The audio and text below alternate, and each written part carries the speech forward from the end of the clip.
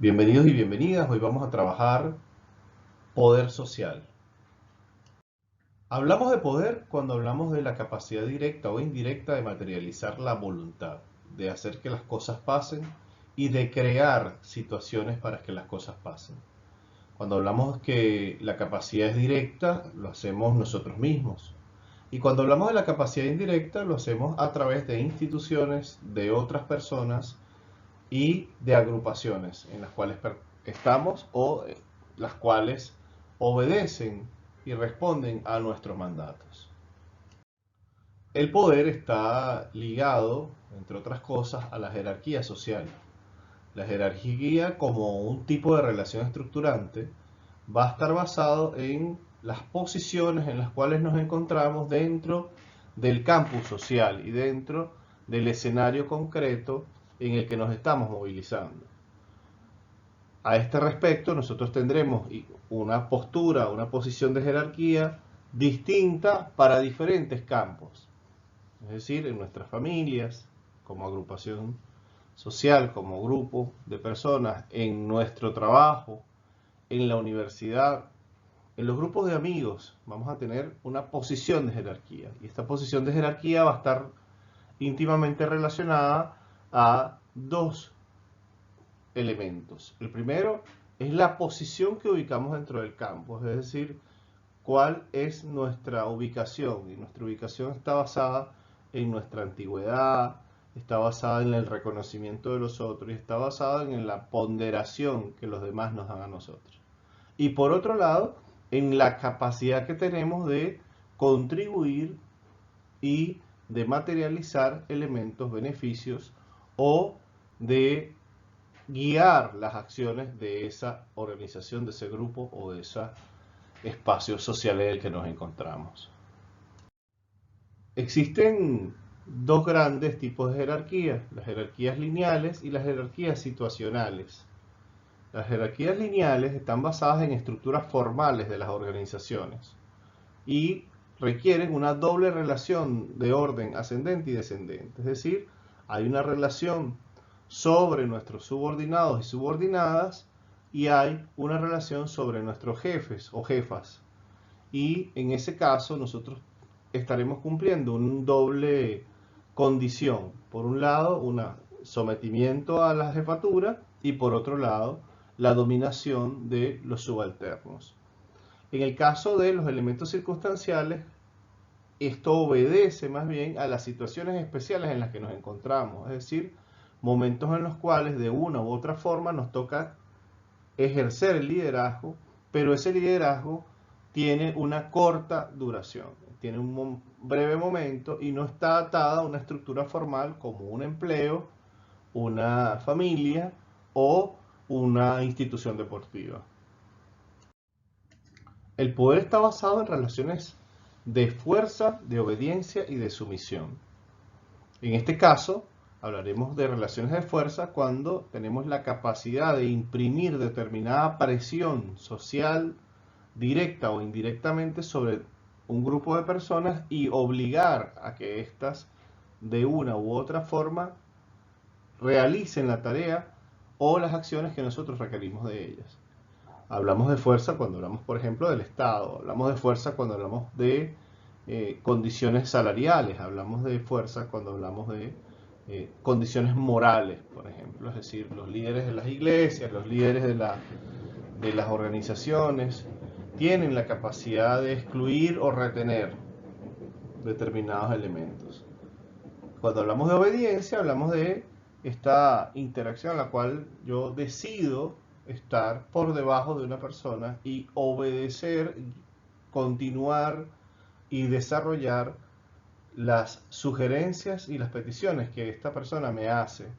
Es decir, continuar con su mandato representando sus deseos y representando sus necesidades, por así decirlo. Es decir, yo soy un instrumento para la realización del bien común o un instrumento para la realización del objetivo que está buscando el líder.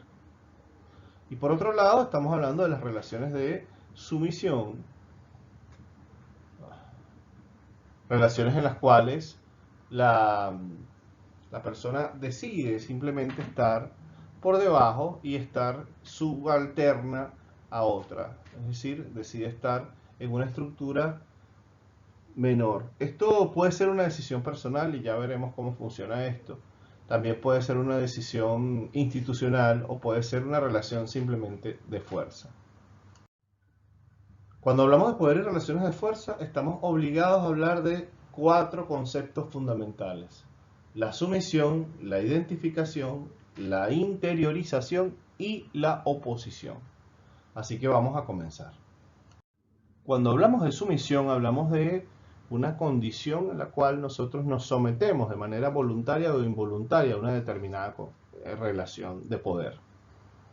Puede existir una sumisión basada en la psicopredisposición a esta postura que me genera y me ayuda en mis relaciones con lo que está alrededor. Por ejemplo, cuando yo decido trabajar en relación de dependencia, estoy asumiendo una relación de sumisión en busca de un beneficio mayor. Porque bueno, esto teóricamente me lleva a una relación económica y social más estable. Cuando hablo de predisposición, también estoy hablando de personas que prefieren no estar en los liderazgos para evitar la carga de la culpa y de la responsabilidad de determinadas decisiones. Por otro lado, también está la resignación, que ocurre cuando yo me someto a una decisión o a un arbitraje y pierdo, o a una relación de fuerzas en la cual participo y que me toca asumir la parte que se somete, es decir, la parte que sigue a los liderazgos. Esta resignación también puede darse por cansancio y por fatiga, es decir, personas que realmente ya no quieren seguir lidiando con la fortaleza del jefe, o que ya no quieren ser más jefes. Puede ocurrir que una persona que lidera una agrupación llegue un momento en que decida, se resigne a la sumisión para avanzar con el grupo y sin restarle fuerza a la jefatura. Cuando hablamos de poder y identificación, estamos hablando de esa capacidad que tienen algunos individuos de transformarse, de indiferenciarse y de buscar el reconocimiento a través de la pertenencia a un grupo, a una agrupación o a la relación con el liderazgo. Es decir, yo trato de tener características del líder o de la lideresa para poder incluirme en un determinado espacio social o para apropiarme simbólicamente de algunos elementos que puedan servirme en mis acciones y para mis beneficios. Hablamos de poder e interiorización cuando no solamente identificamos algunos elementos que nos son propios, que nos ayudan y que nos sirven para avanzar, sino que a su vez somos capaces de incorporar dentro de nuestra psique, dentro de nuestro repertorio de comportamiento y dentro de lo que somos como individuos, elementos de los valores del sistema dominante. Es decir, nosotros somos reproductores de los valores culturales de la agrupación en la que estamos o de los valores que representa fundamentalmente este liderazgo. Así que somos defensores de determinados ideales que son emanados del liderazgo. Nosotros los incorporamos en nuestro espacio y los asumimos como propios. Incluso escucharnos hablar, vernos actuar o encontrarse con nosotros es como encontrarse con un seguidor que está de cierta forma íntimamente vinculado, fanatizado o que está amalgamado con las ideas del liderazgo y con las ideas de la organización en la que se encuentra. Es decir, yo soy un representante de las ideas del otro, que es quien es el jefe y a quien yo sigo. Va a ser interesante dar cuenta que las relaciones de poder son relaciones temporales y que dependen de la interacción de los beneficios y de las capacidades del líder para distribuir determinados elementos y para lograr determinadas acciones.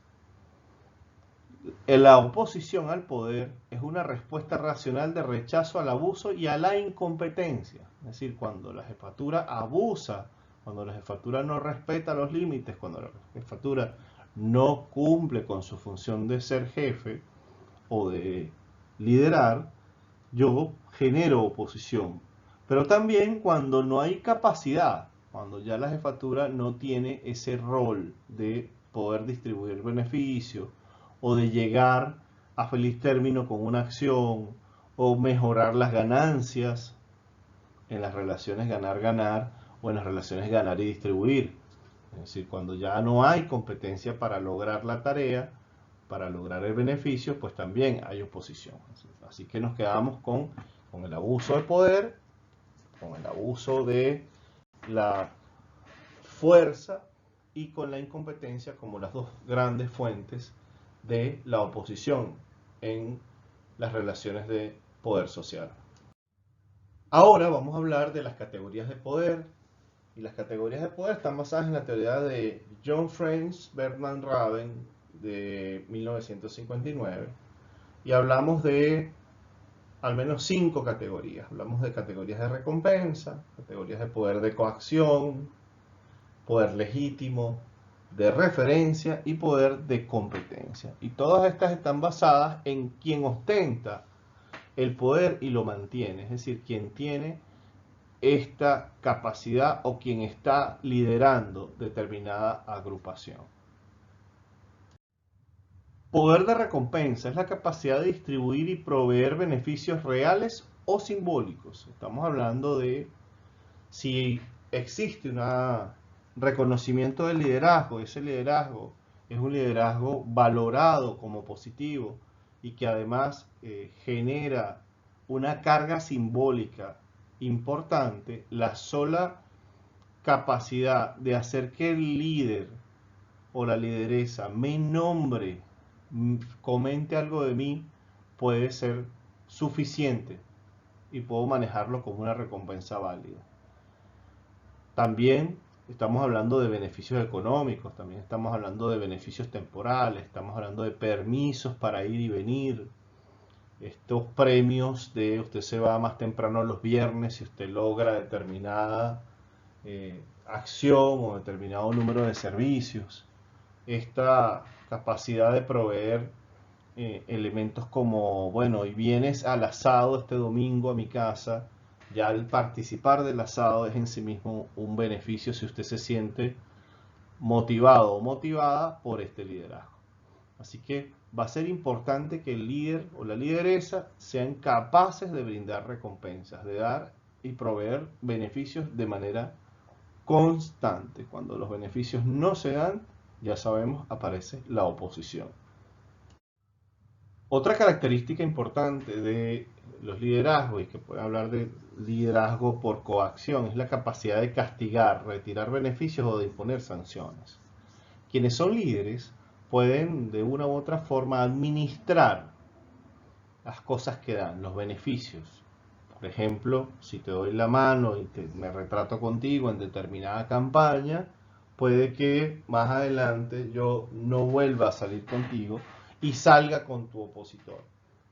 O puede pasar que yo retiro un beneficio, es decir, un salario, un permiso de viaje, un teléfono que es asignación laboral o cualquier tipo de beneficios que esté asociado a tareas o a funciones derivadas de la relación de poder.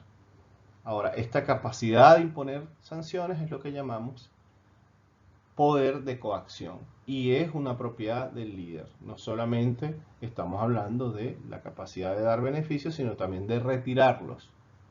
Ambas son caras de la misma moneda.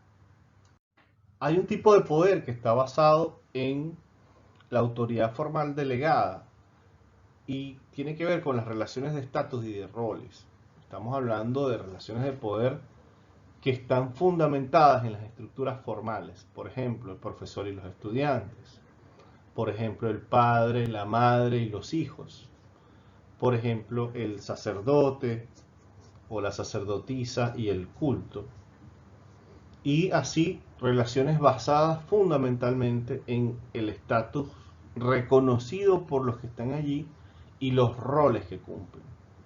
Así habrá liderazgo legítimo en espacios en los cuales, por ejemplo, se dan elecciones. O sea, las figuras de poder basadas en elecciones también son autoridades formales delegadas y por ende son poder legítimo. Si nosotros estamos delegando, dando en él o en ella la capacidad de tomar decisiones. Y eso es un consenso generalizado para que pueda ejercer determinado rol social o determinado rol grupal. También vamos a hablar del poder de referencia. Tiene que ver con el poder basado en el carisma, en eso que inspira y orienta la conducta de los otros y de las otras. Estamos hablando de ese proceso en el cual el liderazgo y el ejercicio del poder están basados en el ejemplo, en la identificación con lo común.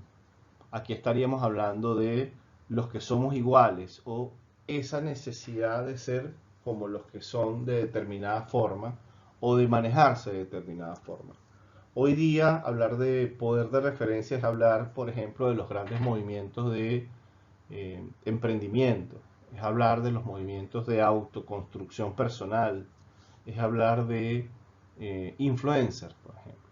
Estamos hablando de personas que son capaces de movilizar a otros a través de sus propios carismas, a través de algunas acciones que ellos desarrollan en sus elementos más bien cotidianos, a propósito de temas comunes con las demás personas. Hablaremos también del poder de competencia, que tiene que ver con esa capacidad que tenemos de demostrar el conocimiento adquirido en algún determinado espacio de saber.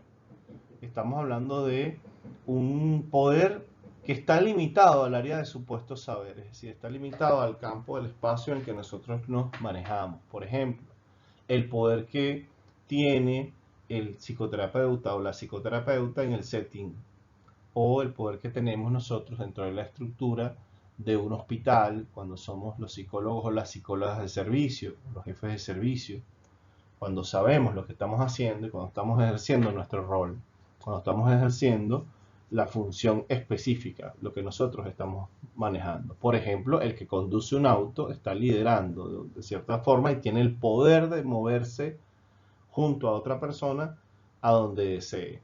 Ahora, es basado fundamentalmente en el área de conocimiento. Está dado con relación a los otros nuevamente, así como el resto de las relaciones de poder, porque los demás y las demás deciden que esta persona tiene determinado poder, es decir, asumen el poder que tiene a partir del saber y de aquello que ellas y ellos no conocen. A grandes rasgos, las fuentes de poder son la fuerza, como ya vimos, la persuasión, es decir, la capacidad de convencimiento, la delegación, es decir, las personas a través de determinado acuerdo deciden que otro guíe sus pasos u otra guíe sus pasos. La influencia social, es decir, el carisma, la capacidad de servir de ejemplo, la capacidad de ir contra determinada situación y generarse como un liderazgo, generarse como un influencer. La herencia, es decir, estamos hablando de quien gobierna un espacio, por ejemplo, el rey, pero quien además tiene en la familia este peso ponderado asociado a valores que representa dentro de lo que puede ser la continuidad del poder con el paso de los abuelos a los padres, por ejemplo. Hablamos también de la pericia, la capacidad y el conocimiento, hablamos por supuesto del dinero y hablamos de las relaciones sociales. Diría un sociólogo francés, Pierre Bourdieu, que estamos hablando de capitales, es decir, de cantidad de poder acumulado. Cantidad de poder acumulado en diferentes formas, relaciones sociales, dinero, conocimiento. Y todo esto está asociado, por supuesto, con la influencia y los demás elementos reconocidos por los demás, es decir, reconocidos por quienes están con nosotros en esas relaciones de poder. El poder no solamente se obtiene a partir del reconocimiento de abajo hacia arriba o de arriba hacia abajo, también se obtiene de manera transversal, es decir, entre supuestos iguales o supuestas horizontalidades. Es decir, nosotros estamos hablando de la unión de dos o más individuos ante uno o varios adversarios, y entonces estamos hablando en ese caso de coaliciones. Las coaliciones son estas reuniones de personas ante un enemigo común. Por supuesto, como todas las demás relaciones de poder, esta es una relación temporal y tiene que ver con la presencia o ausencia de determinado elemento opositor desagradable, esquivo o cualquier tipo de situación en la cual al menos dos individuos o al menos dos o tres individuos o grupos se sienten amenazados. Hablar entonces de coalición nos lleva a hablar de alianzas. Y estamos diciendo que las alianzas son la unión de las ideas, los valores y los medios. Estamos hablando de uniones que son más perdurables en el tiempo. No requieren, y en esto se diferencian de las coaliciones, no requieren del concurso de un enemigo, ni de transitar una relación de poder para conseguir un fin único. Estamos hablando, cuando hablamos de alianza, estamos hablando, por ejemplo, los partidos demócratas, que se juntan para el beneficio mutuo, para la relación y para el desarrollo de las democracias. Estamos hablando de los comerciantes y las comerciantes, donde estamos hablando de cooperativas o estamos hablando de consorcios o estamos hablando de corporaciones que van por mutuos beneficios y que comparten los mismos ideales, valores y los medios, en este caso. En las alianzas hay más expresión de la relación de los medios, es decir, es más fácil que el recurso, por ejemplo, dinero, se intercambie entre ellos. En las coaliciones no es así. En las coaliciones, las personas y las agrupaciones avanzan cada uno con sus medios y hasta donde sus propios medios les dan. En las alianzas, entonces los medios son comunes y entonces el avance es mayor, es más sostenido y es más perdurable. Por lo general, en las alianzas se pueden tener a lo largo de la historia diversos adversarios y diversas situaciones difíciles a las cuales resolver. Así que unos se sostiene más en el tiempo y otros dura en tanto que está la presencia de un adversario o de un enemigo. Por último, para hablar de poder, debemos hablar entonces y volver a las interacciones. Diremos que el poder siempre está basado en la interacción y en el reconocimiento activo o pasivo de quien domina y de quien se somete. Y estos roles no son difusos ni atemporales. Cuando decimos que no son difusos ni atemporales, queremos decir que quien gobierna, quien lidera, quien tiene el poder, debe usarlo y debe administrarlo coherentemente. Y esa coherencia está asociada a la consecución de determinados objetivos y a lograr determinados fines. Quien se somete debe asumir su rol de sometimiento y partir de la base que él es un seguidor o seguidora de quien ostenta el poder. Esto no quiere decir que esta relación sea permanente, porque puedan aparecer elementos de oposición a partir del abuso de poder o de la incompetencia del liderazgo, o de quien está en ese momento generando las acciones y guiando las acciones. Y por otro, puede ocurrir que ya la relación de poder no dé beneficios suficientes y entonces al no dar beneficios suficientes, pues simplemente deje de ser atractivo para algunos de los que están involucrados en ella. Así que lo dejamos por acá hasta este momento y continuamos en la clase.